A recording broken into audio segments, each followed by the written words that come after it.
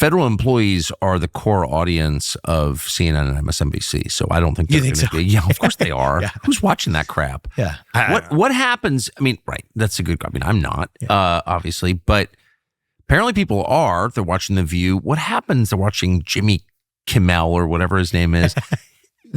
What happens to all those people? Yeah. I mean, have they reached the point of like being so totally discredited that they can't continue? So here's sort of my view. When I talk about the bureaucracy as something we need to bring a chainsaw to, I actually draw a distinction between the bureaucracy as its own self-perpetuating organism and the individual 3 million people who populate it. So there are certainly some people who are in positions of authority who are just individually bad people, absolutely, that need to be purged from the federal government and get out and back into normal life, and maybe they can be rehabilitated, but they're going to be, that's not going to be the job of the new government. That's going to be something that their own spiritual advisors have to help them through.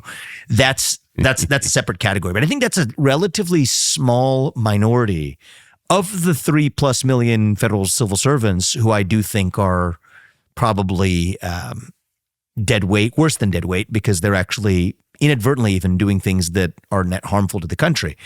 I think it's the machine itself that I think is a big part of the problem. A lot of these people are people who individually believe that they're carrying out some sort of good, and it comes from this sort of organizational conceit, which is basically skeptical of self-governance, right? I mean, it's as old as human beings are. Is the idea that you can govern yourself was mostly a radical idea that most people thought was laughable and crazy. I mean, that's why we fought the American Revolution over the exact topic that you and I are talking about here.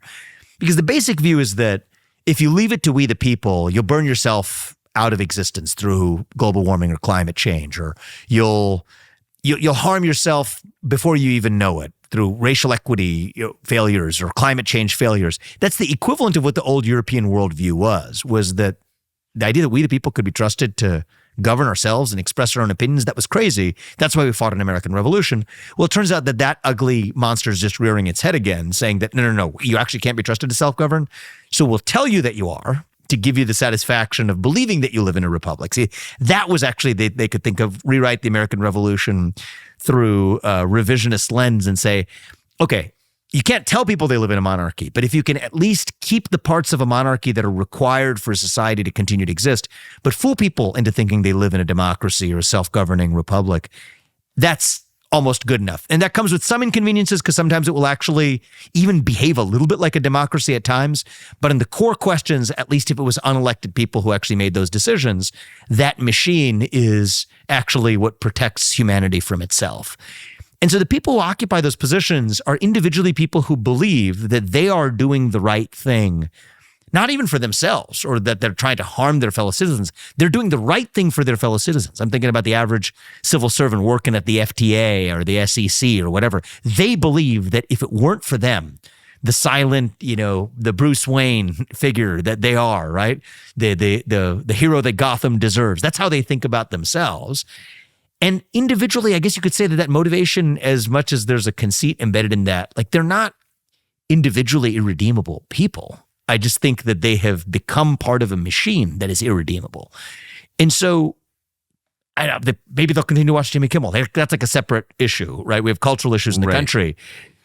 But if we view the bureaucracy as its own target, separate and apart from the individuals who comprise it, I think that's going to, A, allow us to be more successful, and B, allow us to, I think, sell it to the rest of the country, and not in a fake sale, but like a true sale, to say that we don't hold this against the individuals who are working here, who have put in 20 years of work to the federal government, but we owe it to the rest of the people of this country that the job of the federal government is not to employ these people.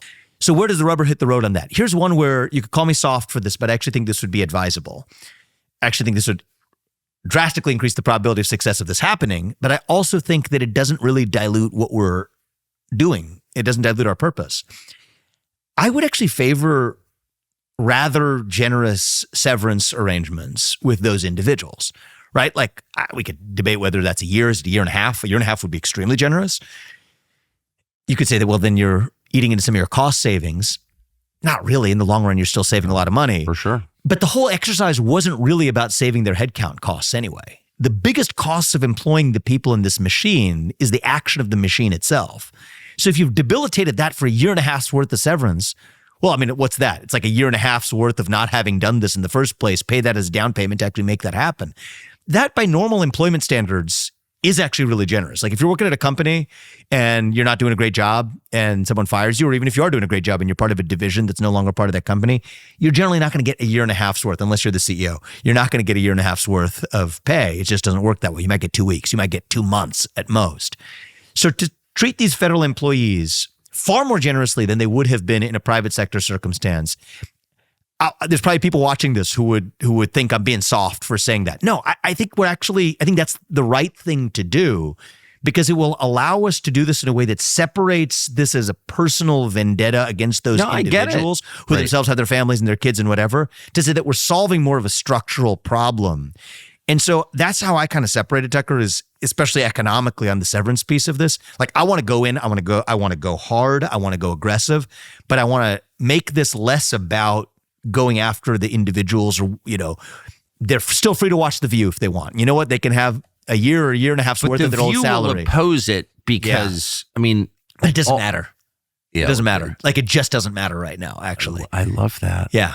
And they'll sue and they'll take it to the Supreme Court. That's also why this has to be done now. Not only because it's the window of the electoral mandate we have.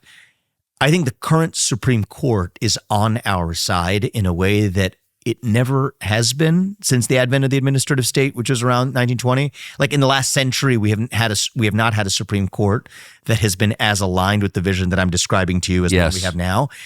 And fast forward it another 20 years, we probably won't. Really. I mean, realistically, in the next 20 years, there's going to be somebody who you and I don't agree with who's probably going to be elected president. And there's going to be Supreme Court justices who either die or get swapped out in that time frame.